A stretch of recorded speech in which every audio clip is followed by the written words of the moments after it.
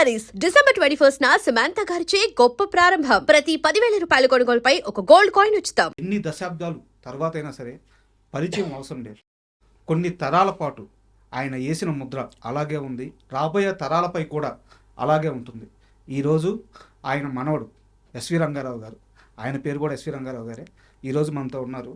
అయితే ఎస్వి రంగారావు అనగానే ఆయన మనవడికేమి ఒక పూల పాన్పు, ఒక మంచి ఆస్తిపాస్తి, ఒక మంచి పొజిషన్లో ఉంటారని మీరు అనుకోవచ్చు. బట్ ఆయన లైఫ్లో కొన్ని కష్టాలు ఉన్నాయి. ఆయన కొన్ని కష్టాలని ఎదురెడుతున్నారు. ఈరోజు ఆయన మనతో ఉన్నారు.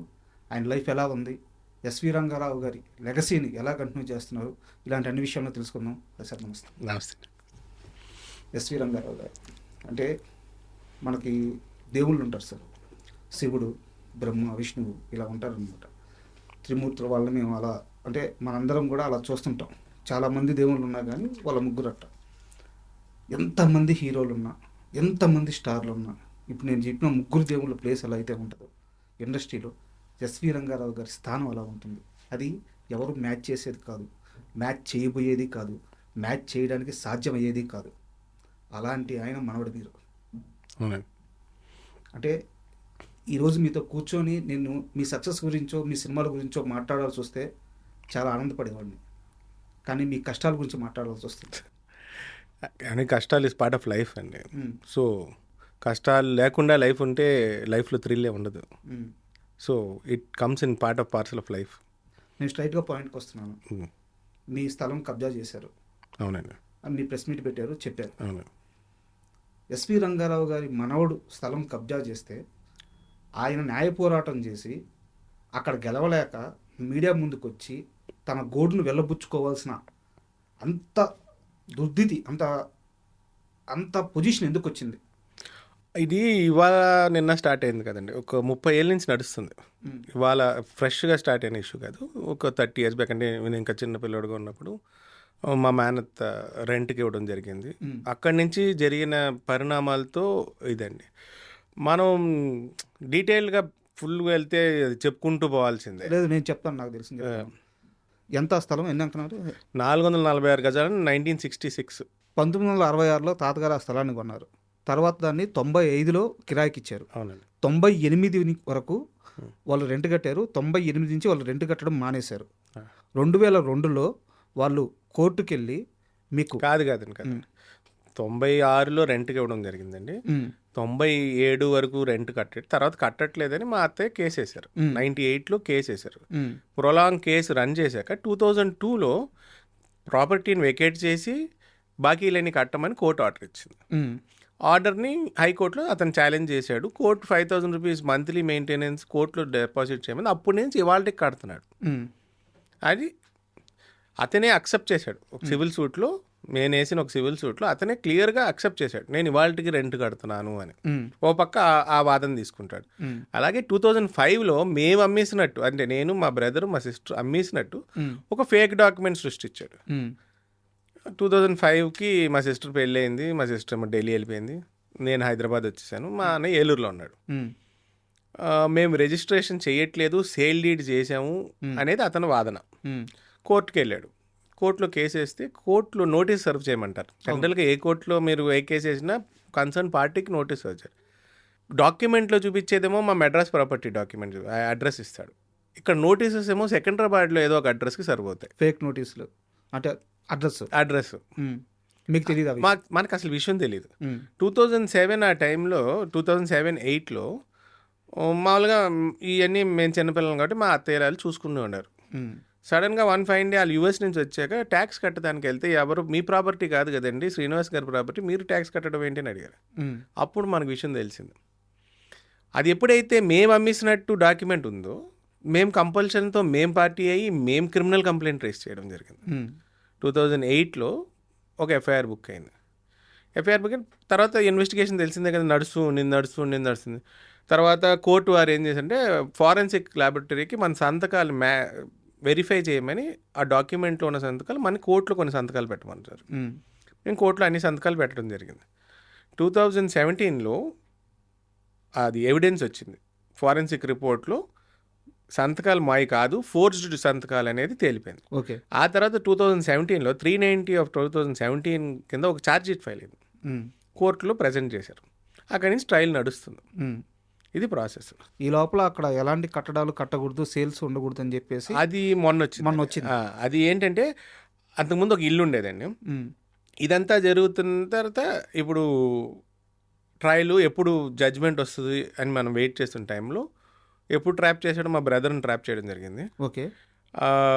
నేను ఇందాక తన కారణాలు తనకు ఉన్నాయి, తను ఏం చెప్పట్లేదు. నేను అడిగితే 30 ఏళ్ళ నుంచి నడుస్తుంది, మనకి ఇంకేం పడతాం, ఆ కోర్టు ఖర్చులు ఈ ఖర్చులు తప్ప ఏం మిగలట్లేదు అన్నమాట మాట్లాడుతాడు. ఏం చెప్పట్లేదు. కరెక్ట్గా చూస్తే ఈ ఏదైతే ఛార్జ్ షీట్ అయిపోయి అతను శిక్ష పడుతుంది, మనకు ప్రాపర్టీ హ్యాండ్ అవుతుంది అనుకున్న కేసుని వాళ్ళిద్దరు కాంప్రమైజ్ అవ్వడం జరిగింది.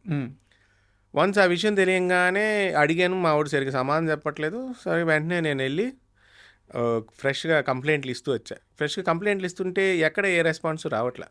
సరే వెంటనే సివిల్ సూట్ ఒకటి వేసాం 163/2024. అందులో జూలై 18th ఏదైతే తాతగారు ప్లస్ మా నాన్నగారు చనిపోయిన రోజు జడ్జి గారు అసలు ఏ ఆర్డర్ ఇవ్వనన్నారు. అంటే ఆవిడ ఈ రోజు ఈ కేసు వినడమే మనకి చాలా బాధాకరమైన విషయం. ఇవ్వనని 19th జూలై ఆ నెక్స్ట్ డే ఏది కట్టకూడదు, ఏది అమ్మకూడదు, ఇంజక్షన్ ఆర్డర్ ఇచ్చేసారు. అంటే 2024 నేను అనేది.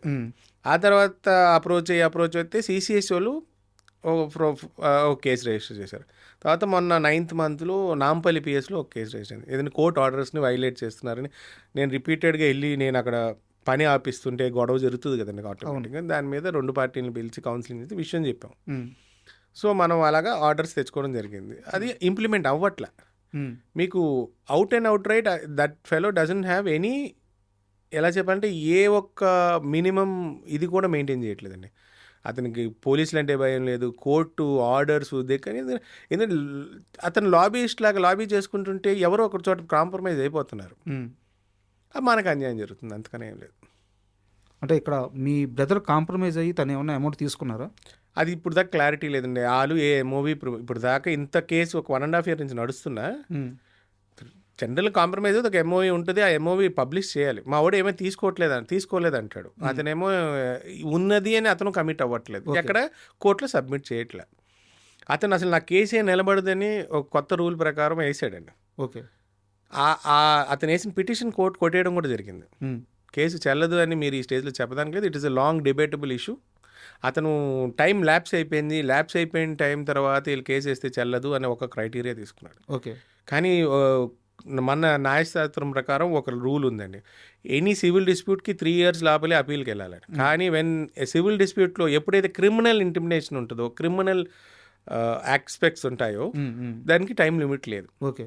మనం ఆ క్లాస్ తీసుకుని మనమే ఫైల్ చేయడం జరిగింది.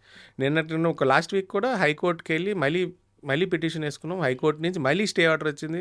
అతను పని చేయనివ్వకుండా జిహెచ్ఎంసీఓలో ఆపాలని మళ్ళీ ఆర్డర్ వచ్చింది. ఓకే. ఇక్కడ నాకు అర్థం కాని విషయం ఏంటంటే ఇంజెక్షన్ ఆర్డర్ ఆల్రెడీ అమల్లో ఉంది, అతను ఎలాంటి బిల్డింగ్స్ కట్టకూడదు, బట్ కన్స్ట్రక్షన్ చేస్తున్నారు. మీరు వెళ్ళి యాజ్ ఎ లా ప్రకారం ఫైట్ చేస్తున్నారు. ఈ గ్యాప్లో ఒక అడిషనల్ ఎస్పీ మిమ్మల్ని వాళ్ళ ఆఫీస్కి పిలిచి మీకు వార్నింగ్ ఇవ్వడం ఏంది? ఇది ఏంటంటే మనం ఎవరినొకరు తీసుకెళ్ళి ఆపుతూ ఉంటాం. అవును. అదేమో లా అండ్ ఆర్డర్ సిచ్యువేషన్ అంటారు. నేనేమన్నాను, నేను 2 సార్లు అడిగాను సిఐ గారిని కానీ ఎస్ఐ కానీ, సార్ మేము వెళ్ళి ఆపితే లా అండ్ ఆర్డర్ అంటారు, మిమ్మల్ని ఆపమంటే మీకు ఆర్డర్స్ లేవంటారు. ఒక సింపుల్ క్వశ్చన్ అండి, ఒక కోర్టు ఆర్డర్ ఇచ్చింది, కోర్టు ఆర్డర్ని ఎవరు ఫాలో అవ్వకపోయినా it is not a civil matter, it is a criminal matter. ఈ పాయింట్లో మాట్లాడితే ఇది ఓవరాల్ సివిల్ సూట్ సివిల్ అంటారు. ఫోర్జ్డ్ డాక్యుమెంట్ మీదే కదా అంత ఆర్డర్ వచ్చింది. దట్ ఆర్డర్ ఫోర్జరీ అయిపోయింది అని ఆల్రెడీ ఒక పోలీస్ రిపోర్ట్ ఉంది కదా. అవును. దాని ప్రకారం యాక్ట్ చేయమంటే ఇది సివిల్ మ్యాటర్, మేము మాకు డ్యూరిస్ట్రిక్షన్ లేదంటాడు, మీరు వెళ్ళకూడదు అంటాడు. అలాగా ఇప్పుడు వాళ్ళు ఆపట్లేదండి. కోర్టు ఆర్డర్ ఇచ్చినప్పుడు ఫస్ట్ ఫ్లోర్ కన్స్ట్రక్షన్ జరుగుతుంది, ఇప్పుడు ఫినిషింగ్ స్టేజ్లో ఉంది. అతను ఎక్కడ ఆగలేదు, ఇవాళకి ఆగట్లేదు. 1 నేను మళ్ళీ వెళ్ళి పని ఆపిచ్చానండి. పని ఆపించి నేను పోలీసులకు చెప్పాను, నేను వెళ్ళి ఆపిస్తాను, ఎందుకంటే మీరు ఆపించట్లే. అతను ఆపమని చెప్పి సిఐ గారు చాలాసార్లు చెప్పాడు, కానీ అతను ఆపట్లే. ఏం వార్నింగ్ ఇచ్చారు మీకు? ఆయన నాకు రైట్ లేదని, నేను ఆ సైట్లోకి వెళ్ళకూడదని, నేను వెళితే నన్ను అరెస్ట్ చేస్తానని, నాన్ బెయిలబుల్ అఫెన్సెస్తో నన్ను లోపల తోస్తానని బెదిరించడం జరిగింది. ఆ నైట్ 10:15కి ఎఫ్ఐఆర్ ఫైల్ చేశారు. ఏ ఇన్వెస్టిగేషన్ ఆఫీసర్ అండి 7 o'clock పిలిచేసి నాకు వార్నింగ్ ఇచ్చి నా పేరు మీద మా సిస్టర్ పేరు మీద మా ఇద్దరు అడ్వకేట్స్ వచ్చారు, ఇలా బెదిరిస్తున్నారని నేను చెప్తే నా ఇద్దరు అడ్వకేట్స్ కుమార్ గారు బాలాజీ గారిని కేఎల్బి లా ఫామ్ నుంచి వాళ్ళిద్దరు వస్తే నా పేరు మీద మా సిస్టర్ పేరు మీద మా అడ్వకేట్స్ ఇద్దరు పేరు మీద కేసు బుక్ చేశారు. ఏమని? వాళ్ళ వాచ్మెన్ కొట్టామని, 6 కంప్యూటర్లు దొంగతనం జరిగిందని, కెమెరాలు పగలు కొట్టామని. అంటే ఒక అండర్ కన్స్ట్రక్షన్ సైట్లో 6 కంప్యూటర్లు ఎందుకు ఉంటాయండి? బేసిక్ నాలెడ్జ్ అండి. అంటే అతను ఏది చెప్తే అది వేసేయడమే. అందుముందు ఒక ఎఫ్ఐఆర్ కట్టారు, అందులో ఏం చెప్పారు? వాళ్ళ వాచ్మెన్ నేను కిడ్నాప్ చేశాను అంటాడు. కానీ మళ్ళీ వాచ్మెన్ ఎక్కడి నుంచి వచ్చాడు? కిడ్నాప్ అయిన వాచ్మెన్ ఎలా వచ్చాడు? అదే నేను బోర్డు పెట్టానండి, ఈ ప్రాపర్టీ మీద కేసు నడుస్తుంది, ఎవరు ఏమారిపోకూడదని బోర్డు పెట్టి OS salon OS number court case number వేసి బోర్డు పెడితే ఆ బోర్డు దొంగలింది. ఎవరు దొంగతనం చేస్తాడు? అతనే తీసేస్తాడుగా. నేను కేసు పెట్టా, దానికి నాకు చిన్న ఏమంటారు ఒక నంబర్ ఇచ్చారు కేసు, తర్వాత అది సివిల్ మ్యాటర్ అంటారు. పేపర్ యాడ్ ఇచ్చారు మీరు ఎప్పుడన్నా? ఆల్రెడీ పేపర్ యాడ్ ఉంది, రిజిస్టర్ ఆఫీస్కి నోటీస్ ఇచ్చాం. ఇంకా రీసెంట్గా ఇంకా ఏ దారి లేక మనం ప్రెస్ మీట్ పెట్టాం. ఇప్పుడు మీరు ప్రెస్ మీట్ పెట్టిన తర్వాత డిపార్ట్మెంట్ నుంచి మిమ్మల్ని ఎవరైనా కన్సల్ట్ చేశారా? నాకు ఒక ఏసీపీ గారు ఒక ఆయన ఫోన్ చేశారు స్పెషల్ బ్రాంచ్ నుంచి, నాకు పేరు కూడా పెద్ద గుర్తులేదు. ఆయన నెక్స్ట్ డే అనే చేశారు, వాళ్ళు ఇచ్చాం నెక్స్ట్ డే మార్నింగ్ చేశారు. ఏం జరిగిందని గారు చెప్పాను అని డీటెయిల్స్ ఇచ్చాను. ఓకే. నేను ఈ వీక్లో మన 29th కూడా ప్రజావాణిలో పెట్టాము, డిఐజీకి లెటర్ పంపాము, అందరు అన్ని నంబర్స్ అవుతున్నాయి. రియాక్షన్ ఎప్పటికి వస్తుందో తెలియదు. కానీ నా బేసిక్ డౌట్ ఏంటంటే, అదే ఇప్పుడు నేనున్నాను ఒక కామన్ మ్యాన్ని, మా కెమెరామ్యాన్ ఉన్నాడు ఒక కామన్ మ్యాన్. మాలాంటి వాళ్ళు ఇలాంటి ఇష్యూ మీద సొసైటీతో లాతో సిస్టంతో ఫైట్ చేస్తున్నాము 30 ఏళ్ళుగా అంటే ఒక పర్థం ఉంది. సో మాకు తెలియదు, మాకు బ్యాక్గ్రౌండ్ లేదు. ఎస్వి రంగారావు గారి మనవడు ఆయన్ని పిలిచి ధమ్కీలు ఇవ్వడం ఏంది? నేను అదే చెప్తానండి. నేను ఇప్పుడు ప్రెస్ మీట్ పెట్టడానికి అప్పుడు దాకా ఎక్కడైనా వెళ్ళామనుకోండి, ఆయన ధమ్కి ఇవ్వడంలో కూడా అంటే మెచ్యూర్డ్ ఆఫీసర్ అంటారు సరే, రేపు మాపు రిటైర్ అవుతాడేమో అనుకుంటున్నా. చాలా సింపుల్ అండి. ఆయన ఏమండి హ్యుమానిటేరియన్ గ్రౌండ్స్లో మీ పక్క మాట్లాడగలం, లా మీ పక్క లేదంటాడు. లా మా పక్క లేకపోవడం ఏంటండి? వాళ్ళు ఒక సిసిఎస్ పోలీసు వాళ్ళు ఆల్రెడీ ఒక ఛార్జ్షీట్ ఫైల్ అయింది, అది కాంప్రమైజ్డ్. అది ఎలా క్యాన్సిల్ అయింది, స్క్వాష్ అయింది? Out of compromise, out of court compromise అనే ఒక పదం ఉంది. అవి ఏమి చూపించినా ఆయన మాట్లాడట్లే. లా ప్రకారం మీకు రైట్ లేదంటాడు. అప్పుడు లా ప్రకారం ఆయనకి రైట్ లేదు, ఆయన పని చేయకపోతే నేను వెళ్ళను కదండి. కోర్టు డిసైడ్ చేస్తుంది కదా రేపో మాపు. అవును. నాకు clear pictures, photographs, time stamped photographs ఉన్నాయండి.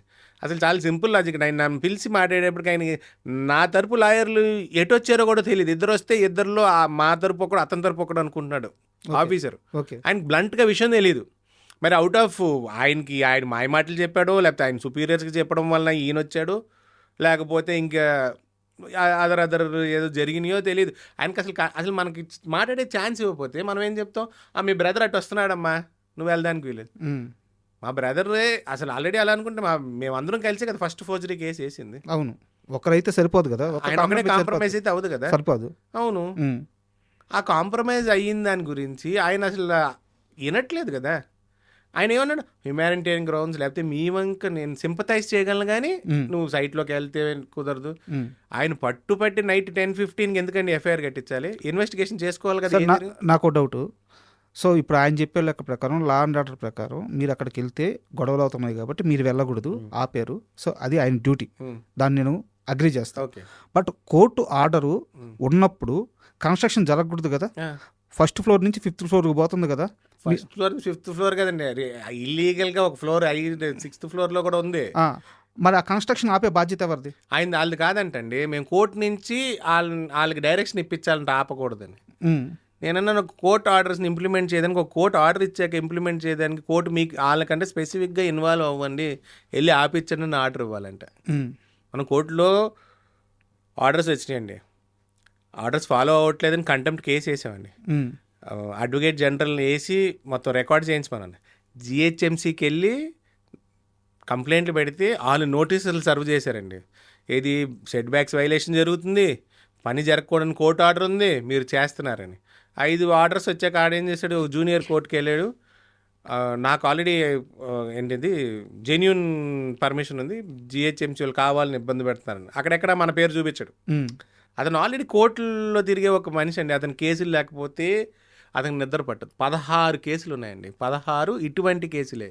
ఓకే. ఆల్రెడీ ఒక ఆసిఫ్ నగర్లో ఒక బిల్డింగ్ ఇలాగే కడతానని జనం దగ్గర డబ్బులు తీసేసుకున్నాడు, బ్యాంకుల దగ్గర డబ్బులు తీసేసుకున్నాడు. సిబిఐ కేసులో ఛార్జ్ షీట్ ఫైల్ అయ్యి అతను సెంటెన్స్ అయితే బెయిల్ మీద ఉన్నాడు. కన్విక్ట్ అయ్యి బెయిల్ మీద తిరుగుతున్నాడు. అలాంటి మనిషికి ఆనంద్ అనే అడిషనల్ డీసీపీ ఎలాగా వంత పడతాడు? మన మాట అయినట్లు అరుస్తున్నాడు. నేను ఆ రోజు చెప్పాను, కేసులు పెట్టుకుంటే పెట్టుకోన్నా, ఏమైపోతుంది? ఇప్పుడు ఉన్నాయి మీ మీద కేసులు? ఉన్నాయి, 2 ఉన్నాయి. మన రిట్లు వేసుకుంటున్నాం, మనం కోర్టులో ఛాలెంజ్ చేసుకుంటాం అండి. ఏమవుతుంది? ఆయన వేసుకుంటాడండి. Everything is a counter case అండి. నేను కంప్లైంట్లు పెట్టాను, ఆయన కన్స్ట్రక్షన్ చేస్తున్నాడు, కోర్టు ఆర్డర్ని వైలేట్ చేస్తున్నాడు, నేను ఇన్నిసార్లు తిరుగుతుంటే 1.5 year నుంచి నా దగ్గర రిసిప్ట్స్ ఉన్నాయండి నేను ఇచ్చిన కంప్లైంట్లకి. అంటే ఇంత ఫైట్ చేస్తున్నారు. తెలుగు సినిమా ఇండస్ట్రీలో ఇంతమంది పెద్ద పెద్ద స్టార్లు ఉన్నారు, మన తెలుగు రాష్ట్రాల్లో ఇంతమంది పెద్ద పొలిటీషియన్లు ఉన్నారు. వీళ్ళందరికీ ఎస్వీఆర్ అంటే అభిమానం ఉంటుంది, ఆ గౌరవం ఉంటుంది. ఆయన మనవడు ఇంత కష్టపడుతున్నాడని ఈ విషయాన్ని మీరు ఎవరి దగ్గరికి తీసుకెళ్లేదా? ఎవరి దగ్గర నుంచి మీకు సపోర్ట్ రాలేదా? నేను ఎవరికి చెప్పలేదండి. నేను లీగల్ సిస్టమ్ మీద నాకున్న నమ్మకంతో నేను నా ఓన్ బ్యాటిల్ నేను ఫైట్ చేస్తున్నాను. ఎక్కడికి వెళ్ళినా ఏముంటుంది, మీ అన్నయ్య కాంప్రమైజ్ అయిపోయాడు కదా, అతను ఎందుకు అయ్యాడు అనేది ఇవాళకి ఒక మిస్టరీ మా ఫ్యామిలీకి. ఓకే.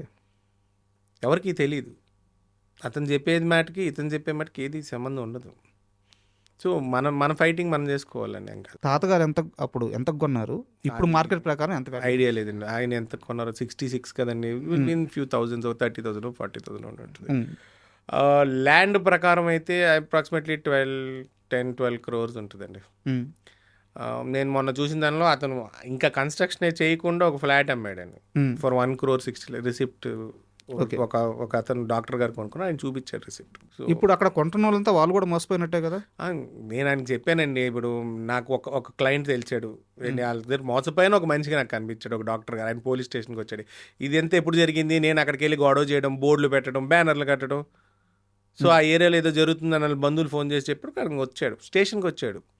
కానీ అతని ప్రాబ్లం ఏంటి, అతను 50 లక్షల రూపాయలు అడ్వాన్స్ ఇచ్చాడు, పేమెంట్ చేసేసాడు. అతను 50 లక్షలు పేమెంట్ చేశాడు. కానీ ఇది ఆల్రెడీ ఫ్రాడ్స్టర్ కదా, 20 లక్షలకి రిసిప్ట్ ఇచ్చాడు. అదేంటి మరి వాళ్ళ వర్షన్ అంతే. 20 లక్షలకైతే రిసిప్ట్ ఉంది, అమ్మకూడదని కోర్టు ఆర్డర్స్ ఉందండి. లాస్ట్ ఇయర్ July 19th ఉన్న ఆర్డర్స్కి March of this year అమ్మాడు అతను. మీరు అంటే మాకెలా తెలుస్తుంది సార్ అంటే, మీరు ఇంత చెప్తున్నారు. ఇదే ప్రాపర్టీని 2 ముక్కలు చేశాడు. ఓకే. సొంతంగా ఒక కంపెనీ ఫ్లోట్ చేశాడు. ఆ కంపెనీకి ఇదే 446 గజలు 223 చొప్పున 2 ముక్కలుగా రిజిస్టర్ చేశాడు. ఏది ఎప్పుడైతే ఛార్జ్ షీట్ ఫైల్ ఏం చేశారో 2017 ఆ ఇయర్. మనకి ఛార్జ్ షీట్ ఫైల్ అయిపోతుంది, మనం ఇబ్బంది పడతామని మరి ఇంటర్నల్ ఇన్ఫర్మేషన్ ఏదో లీక్ అయిందో లేకపోతే అయ్యాక చేశాడో 2 ముక్కలు చేశాడని. 2 ముక్కలు చేసి దీన్ని తీసుకెళ్ళి ఒక బ్యాంకులో ఒక డాక్యుమెంట్ తనగా పెట్టాడండి. ఓకే. 5 కోట్లకి తనగా పెట్టాడు. తన అవసరాలు ఇన్వెస్ట్మెంట్. అదే మళ్ళీ ఏం చేశాడు, మళ్ళీ మొన్న 2022-23లో అతనే క్యాన్సిలేషను, అతనే డాక్యుమెంట్. ఇది రిటర్న్కి ఆ కంపెనీని ఫ్లోట్ చేసిన కంపెనీని మూసేసి డాక్యుమెంట్ క్యాన్సిల్ చేసేసి ఫ్రెష్గా పర్మిషన్ అప్లై చేశాడు. ఎట్టబోధిస్తున్నారండి, నాకు తలబోతుంది. మీరు నన్ను అడుగుతారండి, రిజిస్టర్ ఆఫీస్లో ఎలా రిజిస్టర్ చేశారంటే ఒక పీపీ గారు ఆ కేసులు ఏ స్టేజ్లో లేదు, ఎవరు ఏం పట్టించుకోవట్లేదు, సో మీరు రిజిస్టర్ చేయొచ్చు అంటే జిహెచ్ఎంసీకి 10% మార్టిగేజ్ రిజిస్ట్రేషన్ అయిపోయింది. అదే వెబ్సైట్లోకి మీరు వెళ్ళి ప్రొహిబిటెడ్ ప్రాపర్టీ లిస్ట్లో చూసుకున్నాం, ఇందులో ఒక మొక్క ఉంటుంది, ఖచ్చితంగా ఉంటుంది కదా. అది ఉంది నా దగ్గర, ఆ రికార్డు కూడా ఉంది. మరి ఆ లెక్క ప్రకారం అసలు ప్రొహిబిటెడ్ ప్రాపర్టీస్ ఇప్పుడు రెవెన్యూ ఇన్వాల్వ్ అంటే ఎంఆర్ఓ దగ్గరికి వెళ్తే మాకు సంబంధం లేదండి. కోర్టు నుంచి ఎక్కడికి వెళ్ళి మీరు కోర్టు నుంచి డైరెక్షన్ వచ్చి 10 రోజులు అయిందండి హైకోర్టు నుంచి. నేను అన్ని ఆఫీసులు తిరుగుతున్నాను, ఎవరు ఆఫీసర్లు కూడా దొరకట్లేదు. సో బాగా ఇబ్బంది పడుతున్నారు ఈ విషయం. తప్పదండి. ఇప్పుడు నాలో ఒక ఇది ఉందండి, నేను ఏదైనా మొదలెట్టాను అనుకోండి, అది హిట్ అయినా ఫ్లాప్ అయినా మనకి ఉండదండి. మనం పని పట్టుకుంటే అది పూర్తి చేయాలి అంతే. అంటే నేను కాస్త ఈ ప్రాపర్టీ విషయం నుంచి పక్కకు వస్తున్నాను. మీరు ఇంత పెద్దగా ఉన్నారు, మరేం చిన్న అని పిలుస్తారంట మిమ్మల్ని? నేను ఇంట్లో 2వ కొడుకుని కదండి. మా వాడిని పెద్ద అంటారు, బాబాజీ అంటారు, నాకు చిన్న అంటారు, చిన్నబాబు. మీ కటౌట్కే పిలుపుకి అసలు సంబంధం లేకుండా చిన్నప్పుడు మరి తెలియలేదండి. అది ఇంట్లో ముద్దు పేరేలే, అలా వాడకం పేరు కూడా అయిపోయింది. చాలా మందికి మా తాతయ్య గారు పేరు పెట్టారు కాబట్టి అవుట్ ఆఫ్ రెస్పెక్ట్ నన్ను చిన్నానే ఎక్కువ మంది పిలుస్తారు. నేను ఓపెన్గా ఒక క్వశ్చన్ అడుగుతాను. No problem. మీరు బాధపడ్డా పర్లేదు, కానీ నేను అడుగుతాను. నేను అందు ముందే చెప్పాను, నో ప్రాబ్లం. 2014-15 ఆ టైంలో నేను ఎఫ్బీలో మిమ్మల్ని ఫాలో అయ్యేవాడిని, ఫేస్బుక్లో. ఆ టైంలో కనిపించిన ఎస్వి రంగారావుకి ఇప్పుడు నా ఎదురుగా కూర్చొని కనిపిస్తున్న ఎస్వి రంగారావుకి చాలా తేడా కనిపిస్తుంది. ఒక కమిట్మెంట్ కనిపిస్తుంది, ఒక క్లారిటీ వచ్చింది. మాట్లాడే విధానంలో కానీ, లైఫ్ని లీడ్ చేసే విధానంలో కానీ, ఎదుటి మనిషిని చూసే విధానంలో కానీ చాలా మెచ్యూర్గా కనిపిస్తున్నారు. ఓకే. బట్ ఆ టైంలో మీ పోస్టులు చూసినా అండ్ మీ లైఫ్ స్టైల్ చూసినా నాకు ఎక్కడా కూడా ఒక ఎస్విఆర్ మనవడికి ఉండాల్సినంత ఆ కమిట్మెంట్ కానీ, అప్రోచ్ కానీ తగ్గినట్టు అనిపించింది. లైఫ్లో చాలా లేటుగా మీకు క్లారిటీ వచ్చిందా? అలా చెప్తే దానికి 2-3 రకాలు ఉన్నాయండి. అంటే నా అబ్జర్వేషన్ కరెక్ట్ అయినా ఒప్పుకుంటారు? నేను ఒప్పుకుంటున్నాను అండి. నేను అప్పుడులో చాలా మిస్టేక్స్ చేశానండి. మీకు చాలా సింపుల్ లాజిక్, అది చెప్తే ఏంటి ఇది ఎలా చెప్పుకుంటున్నాడు అనుకున్నట్టు. నాకు 7 ఏళ్ళ వయసు ఉన్నప్పుడు మా పేరెంట్స్ చనిపోయారు, మదర్ ఫాదర్. అక్కడి నుంచి నానమ్మ మావయ్యలు పెంచారు. స్టెప్ బై స్టెప్ ఎక్కడ మాకు ఇంకోటి ఉంటుంది, ఏదన్నా మా అన్నయ్య మాట వినాలి, మా అన్నయ్య చిన్నోడుగా నువ్వు రిలాక్స్డ్గా ఉండు. తర్వాత కొన్ని ఏమంటారు అన్వాంటెడ్ ఫ్రెండ్షిప్స్, ఏదో ఒక ట్రాక్లోకి వెళ్తాము, ఆ ట్రాక్ డిస్టర్బ్ అవ్వడం, అలాగా కొంత ఫ్యామిలీ ప్రాబ్లమ్స్, ఇలాగే ప్రాపర్టీస్ డిస్ప్యూట్స్ అని ఇదని అదని, ఇదంతా ఒక పక్క అండి. ఇదంతా ఒక రాంగ్ ఫ్రెండ్షిప్స్, రాంగ్ ట్రాకు, నీకేంట్రా తక్కువ అంటే అది. కానీ లోపల నాకు ఒక భయం కూడా ఉండేదండి. మన తాతయ్య గారు అంత పెద్ద ఆర్టిస్ట్, మనం ఎలా నిలబడాలి ఏంటి, మనకు ఒక ఏమంటారు ఒక ట్రాక్ సెట్ చేసుకునేప్పటికీ ఇంటి దగ్గర ఏదో ఒక ఇష్యూ రావడం, అక్కడికి వెళ్ళిపోయాక ఇంట్రెస్ట్ కొంత పోవడం, మళ్ళీ ఇంట్రెస్ట్ తీసుకుని మళ్ళీ ఒక 6 నెలలు మళ్ళీ ట్రాక్లోకి వెళ్ళి మళ్ళీ అన్నీ. అలాగే చాలామంది మా ఇంట్లోనే ఉండి ఇవాళ పెద్ద పెద్ద టెక్నీషియన్స్, కెమెరామెన్లు చాలామంది ఉన్నారు. ఇంకా వాళ్ళందరినీ అంకుల్ అని పిలుస్తుంది. కొంత డెస్పరేషన్ వచ్చిందండి. వీళ్ళందరినీ తిరుగుతున్నాం, ఎంతమంది ఉన్నారు, ఎంతమంది చదువుకున్న స్కూల్లో క్లాస్మేట్స్, ఫ్రెండ్స్, సీనియర్స్ అందరూ సినిమా వాళ్ళే, ఎవడో ఒకటి మనకి ఛాన్స్ ఇవ్వడా ఇదా అని ఒక యాంగిల్లో ఉండేది. కానీ తిరుగుతుంటే కొన్ని ఈవెంట్స్ జరుగుతాయి సార్, దాంట్లో వచ్చిన ఒక వెక్సేషను, అలాగే రకరకాల మైండ్ సెట్లు మారిపోవడం. ఇప్పుడు ఒక పేర్లు వద్దులేని కొంత డైరెక్టర్స్ దగ్గరికి వెళ్తే నువ్వు నిజంగానే ఆయన మనవడువా అని ఒకరు. ఈ తరం డైరెక్టర్లు నేను చెప్పేది, పాత తరం కాదు. ప్రూఫ్స్ కావాలా వాళ్ళకి? ఏం చెప్పనండి, ప్రూఫ్స్ కావాలంట. మొన్న ఎవడో వచ్చాడు, మీ పేరు చెప్పాడు, మీ తాత పేరు చెప్పాడు. సరే అండి, ఆయనతో సినిమా చేసుకోమన్నా. ఇంకో ప్రముఖ డైరెక్టర్ దగ్గర వెళ్తే మీ తాతగారులాగా గెటప్స్ వేసుకురండి అప్పుడు చూద్దాం అన్నారు. ఇలా కొంత మనకి మైండ్ సెట్ మారుతుంటుంది. సో అలా కొంతమంది డైరెక్టర్స్ని, ఫ్రెండ్స్ని నమ్మి కొన్ని ప్రాజెక్ట్స్ చేశారు. ఆ ప్రాజెక్ట్స్ మనకు చెప్పిన కథకి వచ్చిన అవుట్పుట్కి కూడా అలా దెబ్బలు తగిలి ఒక లాంగ్ బ్రేక్ తీసుకున్నా. ఇప్పుడు ఆల్మోస్ట్ 10 years అయిపోయింది నాకు మేకప్ వేసి కానీ సినిమా చేసి. కానీ ఈ తర్వాత మా మావయ్య ఎమ్మెల్యే అవ్వడం, అక్కడ జనాలను కలవడం, డైలీ ఒక మనిషిని ఒక 100 మనిషిని కలుస్తుండేవాడిని. సో చాలా డిఫరెంట్ కైండ్ ఆఫ్ కల్చరు, చాలా డిఫరెంట్ పాయింట్స్లో మనకి ఎక్స్పోజర్ దొరికింది. అది అంతకుముందు లేదు. ఇవాళకి మా ఎమ్మెల్యేనే, కానీ ఆ 4 years నేను అక్కడ ఉన్నాను చూసారా. ఆ తర్వాత ఆ మావయ్య చనిపోవడం, ఆ తర్వాత మనం మొత్తం మళ్ళీ డిస్టర్బ్ అంటే ఎప్పటికప్పుడు మన జీవితం తలకిందలు అయిపోతుంది, మళ్ళీ తలకిందలు అయిపోయింది. సరే ఇప్పుడు మళ్ళీ ఆయన ఇంకో మావయ్య గెలిచారు, ఓకే ఆల్ ట్రాక్లో ఉన్నా. కానీ నేను ఇప్పుడు ఈ ప్రాపర్టీ ఇష్యూ వచ్చింది, 2 years నుంచి నేను ఈ గొడవలోనే ఉన్నా. అంతే కదా ఇప్పుడు మీరు చెప్పారు. కానీ ఇవన్నీ కూడా ఇంటర్ కొలైడ్ అవుతూ వస్తుంది. ఎక్కడ ఒక ట్రాక్లో నేను కాన్సన్ట్రేట్ చేయలేదానికి నాకు కుదరట్లే, లైఫ్ అంతా అలాగే ఉంటుంది. ఇప్పుడు అడిషనల్గా మళ్ళీ నాకు పర్సనల్ ఫ్యామిలీ ఉంది, నాకు 3 కూతుర్లు. సో నాకు ఇంట్లో పెద్ద ఫుల్ సపోర్ట్ అండి. మా వైఫ్, నా 3 పిల్లలు కానీ, మా సిస్టర్ కానీ, మా బావగారు కానీ, వీళ్ళందరూ కూడా ఫుల్ వీళ్ళందరూ కోరిక ఎప్పటికప్పుడు మళ్ళీ నేను సినిమాలు చేస్తాను, ఎప్పటికెప్పుడు నేను రిటర్న్ రావాలి, సినిమాలు చేయాలి. కానీ ఇంత కన్ఫ్యూషన్లో నేను ఎక్కడా చేయకూడదు అనేది. మీరు ఇలాగే అప్పుడు ఇమ్మెచ్యూర్గా ఉన్నా అంటే అప్పుడు ఇంకా తెలియలే, అదే చెప్తున్నాను. మీరు అడిగే 2014 ఎలక్షన్ అయ్యాక అక్కడికి వెళ్ళడం ఇట్ హెల్ప్ మీ అలాట్. అంటే అప్పటి వరకు ఇంపల్సివ్గా ఉండేవాడిని, చాలా మామూలు కోపం కాదు, చిన్న విషయానికి కూడా తక్కువ కోపం వచ్చేస్తుంది, అరిచేస్తాను, తిట్టేస్తాను, రచ్చ చేసేస్తా. ఓవర్ ది ఇయర్ అక్కడ కూడా దెబ్బలు తగిలి ఒక గెలుపుని చూసాం కదా, అలా కాదండి. నేను 2-3 గెలుపులను చూసాను, అలాగే 2-3 ఓటములు చూసాను. కానీ ఎప్పటికప్పుడు పడి లేచి ఇంతకుముందు లైట్ తీసుకునేవాడిని. కానీ ఇంక ఈ స్టేజ్లో పడితే ఇంకా రికవరీ ఉండదండి.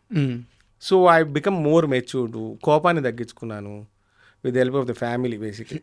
నాకు మా ఆవిడ కానీ, మా సిస్టర్, మా బావ, వీళ్ళందరూ కూడా సరే పిల్లలు ఎలా గివ్స్ యూ జాయ్. రెస్పాన్సిబిలిటీ పెరిగింది. So and I become more matured. అంతమంది జనం మధ్యన ఇవాళకి కూడా నేనైతే హైదరాబాద్ వెళ్ళిపోయి మళ్ళీ సినిమా చేసుకుంటున్నాను అనుకుంటున్నాను.